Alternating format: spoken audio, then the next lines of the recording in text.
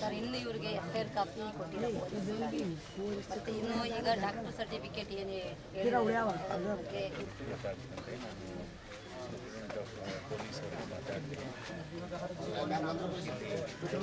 ಹಿಂದಗಡೆ ಯಾರು ಮಾತಾಡೋದು ಮೆಡಿಕಲ್ ಕಾಲೇಜ್ ಇದೆಯಲ್ಲ ಅಲ್ಲಿ ಪೋಸ್ಟ್ ಮಾರ್ಟಮ್ ಅಂತ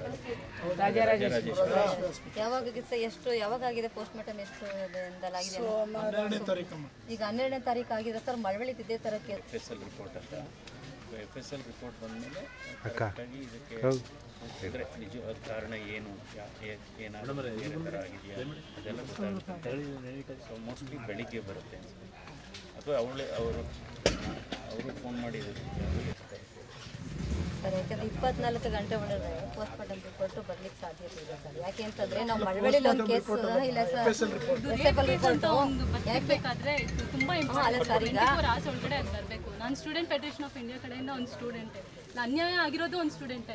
ನಾಳೆ ಒಂದು ವಿದ್ಯಾರ್ಥಿಗಳಾಗಿ ನಾವು ಇಲ್ಲಿ ಬದುಕಬೇಕು ಓಡಾಡಬೇಕು ಅಂದರೆ ಎಲ್ಲರೂ ಭಯ ಪಡಬೇಕಾಗುತ್ತೆ ಸರ್. ಎಷ್ಟೊಂದು ಸ್ಟೂಡೆಂಟ್ಸ್ ಇಲ್ಲಿ ಶಾಲೆ ಬಿಟ್ಟಿದ್ದಾರೆ ಸರ್ ಬಿಕಾಸ್ ಆಫ್ ರಾಮಕೃಷ್ಣ ಒಂದು ವಾರ ಒಂದು 2-3 ತಿಂಗಳಿದ್ರಪ್ಪ ಮಾಡಿ ಕ್ಯಾನ್ಸಲ್ ಮಾಡ್ಬೇಕು. ಯಾಕಂದ್ರೆ ರೆಸಿಡೆನ್ಷಿಯಲ್ ಸ್ಕೂಲ್ ಇದ್ದಾಗ ಡ್ರೈನೇಜ್ ರೋಡ್ ಎಲ್ಲ ಇವರೇ ನಾವು ಊರು ಎಸ್ಟಾಬ್ಲಿಷ್ ಮಾಡಿದ್ದೆ ದೊಡ್ಡಬೆಟ್ಟಪುರ ಪ್ರಧಾನರಿದ್ರು ಭಾನುವಾರ ಸಂಜೆ ಹೋದಂಥದ್ದು ಪೊಲೀಸ್ ಇಲಾಖೆ ವೈಫಲ್ಯಲ್ಲಿ ಎದ್ದು ಕಾಣ್ತಾ ಇದೆ ಸರ್.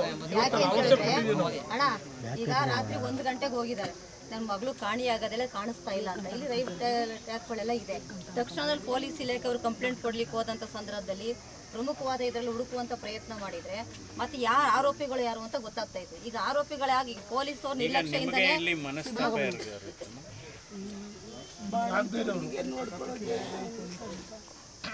ಈಗ ಅವಳು ಬಾಣಂತಿ ಆಟ ಆಡ್ಕೊಂಡು ಬರ್ತದಂತ ನನಗೆ ಭವಿಷ್ಯ.